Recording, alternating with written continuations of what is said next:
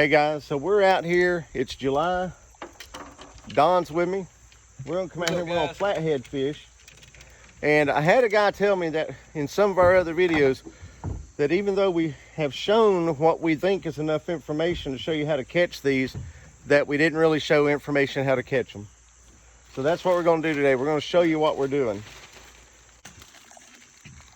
So we start off. That's the bait. We got some bait here. These are the bluegills, and we've got a green sunfish. We don't have any live bait. No live Everyone's going to tell you you have to have live bait for flathead catfish, and you do not. Got some vacuum sealed skipjack here. So that's the bait that we've got. We're fishing on this river, and you can see there's quite a bit of current here, and we've got this structure that we're anchored up, or actually we're tied off right here above it. So that gives us this entire bank where these cuts are at, and you can see it's a pretty steep bank. We've got these giant trees that are down, and it gives us this entire place over here by the bank, and it gives us out here to throw our baits at. We may use some three-way rigs. Sometimes we'll use a Carolina rig, just depending on what the water is that we're in. And what we'll do is throw in front of this structure and let the bait sit in front of the structure, and sometimes even sweep down into it. And when we get the bites, we're using circle hooks, so we don't jerk the rod because they're circle hooks. You reel down on them and it'll set the hook. If you're using J hooks, you'll have to set your own hook. And this is the size of the bait that we're using right here. All right, different sizes. Experiment with the different sizes. So we're gonna get these rigged up. We're gonna get them set out. We're gonna see if we can catch some flathead. It's that simple. One thing you gotta remember, you gotta fish water that actually has flathead in it. If you don't know if they have flathead, you're just guessing, all right? So go read reports, talk to people, find places that you know have flatheads in them. You're only gonna be able to catch the fish that you're fishing for if they actually exist in that river. Now this is one of the rigs Don's got rigged up here. And you can see here, no fancy weights. These are some old net weights, and then he's got a little 2 ounce on here, and he's got it tied up into a 3-way rig. Now on this one, he's got a probably about a 10-inch weight line, and he's got probably a 2 foot or 2.5 foot leader line with swivel, and then his big circle hook. And this will allow him to throw this out. This will anchor in front of the structure. This will sweep down up into those limbs. Now, on some of them, we'll go with a shorter one, depending on how bad we're getting hung up. That's going to give that bait a whole lot of action. So, as far as rods go, he's got different rods here. Got PC Fun reels on 2 of those there, the Chaos 60. I'm using Meat Hunter rods. I really like these Meat Hunter rods. Y'all need to check those out. And on this one, he's just basically got a Carolina rig, kind of like a little Santee type. Got a little float here that'll create some action. It's about a 12-inch leader and swivel. Now, what this is going to do is kind of help give this. This is not big enough of a float to really float the bait, but since we've got a current, it's really not that important. But when he gets over here in a little bit slacker water, this is going to catch that current, give that bait, that cut bait, a little more action. And the fish, all they know is it's scent, and it must be alive because of the way it's moving. When you're fishing for flatheads, you need fresh cut bait. Now, I'm going to tell you right now, we use live bait, we use cut bait, and we catch 90% of the flatheads we catch will come on cut bait, even if we are fishing live bait right next to it. The only thing we can figure is it has a lot to do with the scent that's put out there. It attracts them a little quicker. They bite it, they take it down. Don't let people tell you you can't catch it on cut bait. Y'all stick with us, and we're gonna get out here, and we've got, I don't know, 3 hours or so. We're gonna see if we can catch some flatheads.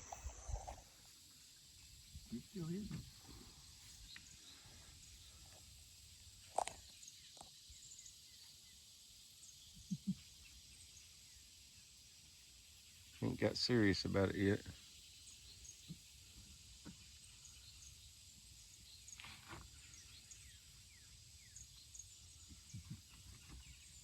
foot and a half of water right there.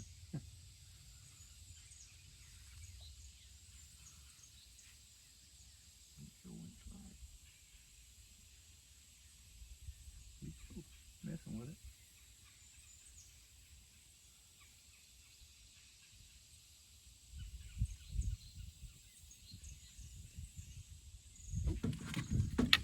Fish on. We're looking at this other rod. We're sitting here looking at this other rod Don's getting a bite on, and this one, I thought I seen that one bounce a second ago.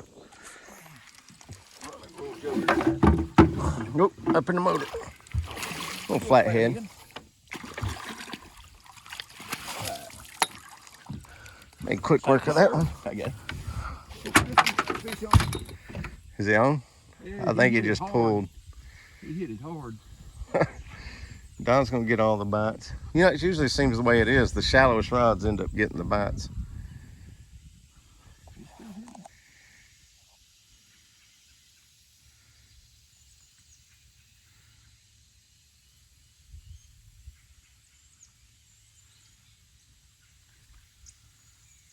Maybe a little one. Let him play with it. I don't know how good that camera work was, but he took it quick. I seen that rod move a little bit while ago, but I thought it was the boat I moving. was watching this one, wasn't paying attention to that one. I heard it move. Like, oh.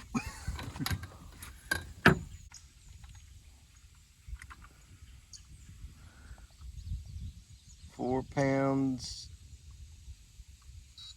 4 pounds, 8 ounces, 4.5 pounds.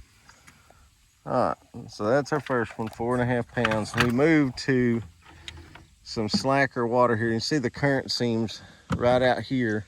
This water's shallow, and we're probably running from about 2 to 6 foot of water here off of this current seam. You kind of get a better look here. You see the current seams right out here. The water drops off right close to where that current seam is. So we're kind of in a little pocket. You can see the current's just blowing past us here. So we moved up in here and got on one. He was getting a bite on both his rods up in probably 2 to 4 foot of water. Yeah, that was about 3, probably 3.5. So we're gonna keep on fishing here, but that's all we're doing is we're just casting out, getting close to this structure, and trying to put a bait in front of their faces. I mean, it's pretty simple.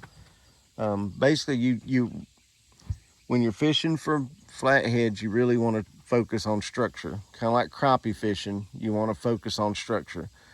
If you're trying to use electronics locate flatheads, it's really hard because they lay down in the structure and they just look like the structure. So I just got a bite on this one. I did. All right. Take it down.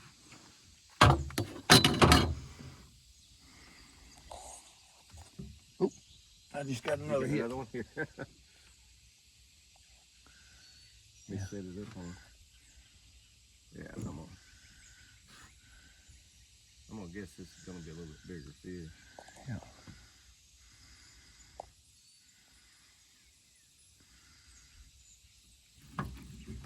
Got him? Yep. Good deal. I think he's in the trash. He's on there. If I can get him out.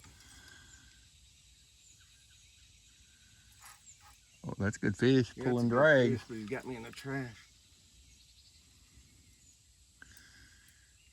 He'll come out.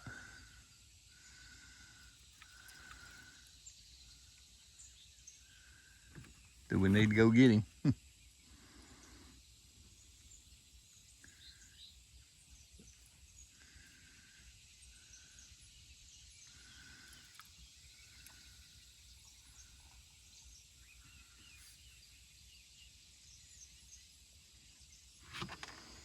I don't know what we're gonna have to do. There he's out. All right. Good deal. He's swimming at me. Where he was.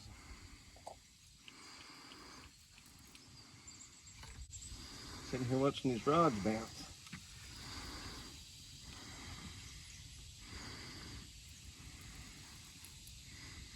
Well, meat hunter rod putting the work on him, son. Pretty good fish. Yeah. He's almost running like a blue. Mm-hmm. Might be a bigger flathead. I'll be able to see him here pretty soon. Mm-hmm. He's getting close. Better turn that. Ooh, I see whirl way back there. Oh, nice yeah. flathead. Oh yeah, here we go, guys. All right. Nice flathead. All right, here we go. Got a flathead fishing right off that structure out there. Meat hunter rod helped me out a lot. Usually using these cheaper rods that I have, but I can't get them out of that structure, so I switched to this meat hunter rod. No problem at all. You can see, had to keep pressure on a small hook that I put on there. Probably need to upgrade that hook, but there we go. Nice flathead. Pretty yellow flathead there. Nice. Let's see how much this one weighs.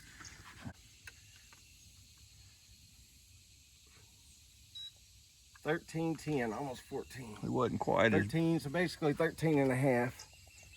So, not bad. Not a bad flathead. Here we go. We'll put him in a cooler. 10 o'clock. That's number 6. That's a good flathead.